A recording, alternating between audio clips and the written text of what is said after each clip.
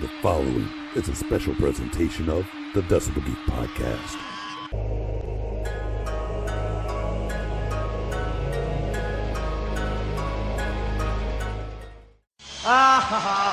Ever get the feeling you've been cheated?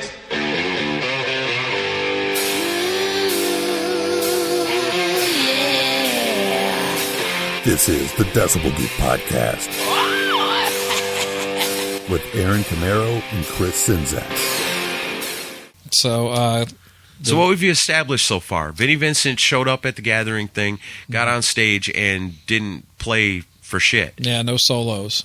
And barely any guitar playing. Kind of looked lost. And which I'll get to my thoughts on that in a minute. I'm going to be a little less diplomatic than I was during our talk with Joe just because of the recent developments. Yeah, because this puts a whole new twist to it. So here's the announcement. Came out November 15th at 11:47 a.m. from the Vinnie Vincent Live Facebook page, titled December Dates Postponed to February 2019. All-Star Band announced, including Carmine Appice and Tony Franklin. The Vinnie Vincent dates in Memphis on December 7th and 8th have been postponed until February 8th and 9th in Nashville due to additional scheduling and logistical requirements by the promoter. Promoter Derek Christopher announced Vinnie is ready to rock and roll and is disappointed by the postponement, but we needed extra time to add and confirm additional guests for the show. We wanted to make sure it's done right. With the announcement of the new dates, it was also announced we were pleased to announce that Vinnie will have an all-star band in February that will include Carmine Appice on drums and Tony Franklin on bass. Basically, Blue Murder without John Sykes. Yeah. More special guests will be announced soon. Tickets for the December 7th show will be honored on the February 8th date, and for the December 8th show will be honored on the February 9th date. To exchange your tickets for the rescheduled dates or to request a refund, go to VinnieVincentLive.com or and visit the website's FAQ page for more info.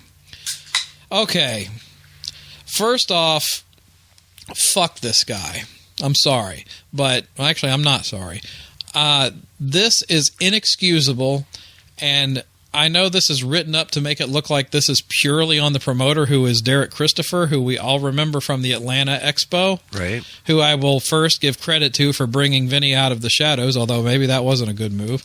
And secondly, you could announce that you're resurrecting John Bonham and Jimi Hendrix for this damn thing in February. It doesn't excuse moving a damn show weeks before it's supposed to happen, 2.5 weeks before it's supposed to happen, and screwing people out of hotel and airfare money that they paid money for. Yeah, so let me ask you this, because I know you know people. A number of people that were going to do this from different parts of the country, planning on flying in, getting hotel, all that. So when something like this happens, can you just go to your hotel and be like, hey, the show that I was going to go to canceled and I need my money back? Can you just go to the airline and be like, I'm not going to need this flight, so can I get all my money back? I think in certain situations you might be able to get a refund on your hotel room, but from what I know, and I'm not an expert, this is all subjective, flights are usually not refundable. And a lot of these people I've talked to that are personal friends of mine, they're like, no, I'm out hundreds of dollars because of this. Damn. And that's bad enough, but then also some of these people, they can't make the Nashville show in February. Right. So what the hell are you thinking? If you want to do a show in Nashville in February with why not do one in guys, Memphis and then also do one in Nashville? Honor the damn thing that you agreed to do at Graceland and do the damn show for the people that paid money for that. Right. That is not fair to them, and there's no fucking excuse for it. I don't care if you need extra time for logistics or whatever. If you're a professional promoter, you should know better than that. Right.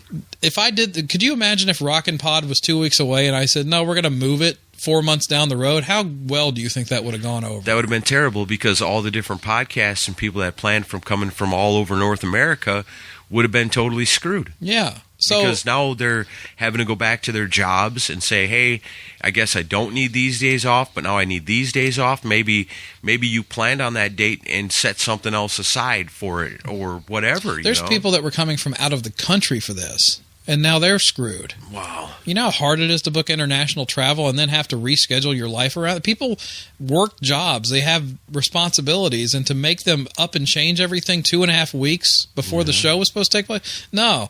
This is on Vinnie and the promoter. Both of them, they deserve each other, in my opinion. This is unorganized bullshit. And, I'm tired of being diplomatic on this. And Vinnie has... Clearly. He's done nothing to instill any confidence in anybody. Absolutely not. Showing up in Miami and like everybody's like, oh, we'll give him credit for getting up on stage and holding a guitar. I'm sorry, bullshit. People paid money to see you play 2 songs that you were contracted to play, and you show up and you can and everyone can tell that you didn't do any preparation for this show at all. You showed up and you just wanted to collect your paycheck and do the bare minimum. I'm sorry, that may be good enough for some people, but I don't think so. I think that's incredibly unprofessional, and I think that this is all showing that all this guy cares about is money. He hasn't cared about music in a long time. No, because, musicians that care about music, they can't help but play. They can't help but try to create something. When you're doing it just for the money, then you're not playing because of the joy of playing, because you'd continue to play all along. Right. So that tells you that you're doing it for the money because, you're not even willing to practice. Yeah, even if it is for the money, do you still feel the value of being able to deliver the goods? Can't even play the solo to I Love It Loud? Really? But you're going to do 2 full shred shows in Nashville in February? Give me a break. And what's going to happen when Carmen and Tony show up, and these guys are quality, they're amazing. High quality musicians, and they're going to show up, and you're going to be in the role of John Sykes? I don't think so. And then also on the poster, they put Tony and Carmine's picture up there, and then in tiny, tiny print, special guest Robert Fleischman. What is that about? Yeah, shouldn't Robert Fleischman be a top bill too? He was initially, but now he's like being minimized. I don't get and I know some of you Vinnie fans that will worship no matter what he does. Oh, well, see, now Chris is being exposed as the hater he always was. No, I don't think so. My eyes have been opened. Yeah. Listen, after all I've heard from people that have had to work with this guy, not just myself, but not just Joe. Not just Joe. I've heard from so many people that have worked behind the scenes with this guy. He may be great to the fans in person, and I don't take that away from him. He's great at these signings. He signs your stuff. He tells stories. He's charming. Yeah. He was to us in Atlanta. But to do the behind-the-scenes stuff, you're seeing the real person for what they are. And there may be issues. There may be stuff going on that that make him different than a normal person, but there's no excuse for basically conning people and ripping them off, or putting people that are trying to put you in the best light through hell in the months leading up to an event. Right. I can't tell you how relieved I am that I didn't decide to work with him. And it's a damn shame because it all could have been so good, all along. Like I said, with the Gathering thing, all it would have took was Vinnie Vincent to step out front and just wail. Just do a little bit of wailing on that guitar. Show that you could still do what you claim that you can do. Yep. Be what you're known for being. If you're still holding on to it and you can't play, just come forward and be like, look, guys, I love the love that you're giving me, and I feel like I'm stringing you along because I feel like you might turn on me if I can't play. But man, if you've learned anything from this, your fans are crazy. They're crazy about you, and they will love you no matter what. So if it's a fact that you can't play, come clean, man. Just come clean and be out front about it, and everyone will understand and have more respect for you at the end of the day than if you drag them along, bilk them into doing this concert for a second time now. Not just the Memphis one, but now the one upcoming in Nashville. If you screw over the people in Nashville, just like you may have screwed over the people that were planning on seeing you in Memphis, it's over, man. There's nowhere to go from there. I don't know how anyone has any confidence in this going forward. You can't have confidence in it. Confidence is the least thing anybody's got. And of course, as I got to state, this is all our opinion, of course, but because I don't know all the facts. But I can just tell you from my perspective, this feels like a giant work. And I don't gone awry. Yeah. If it's a work, that's what I was trying to say with Joe, too, a little bit, trying to play devil's advocate, just kind of looking at it at the point of view as, is this a work? Can he play? Is he waiting to unload it on everybody at the last minute to throw it in everybody's faces? If this is a work, it's gone awry. It's not gone the way that you planned it, if that's the way it is. Moving this show just weeks before it's supposed to take place, all this does is embolden everyone who's like, see, you can't trust him. Right. And I'm the guy who always wanted to believe that it could actually work. Just like the thing in the Gathering emboldened everyone that said that he couldn't play. Right. All he's doing is proving the haters right. Yeah.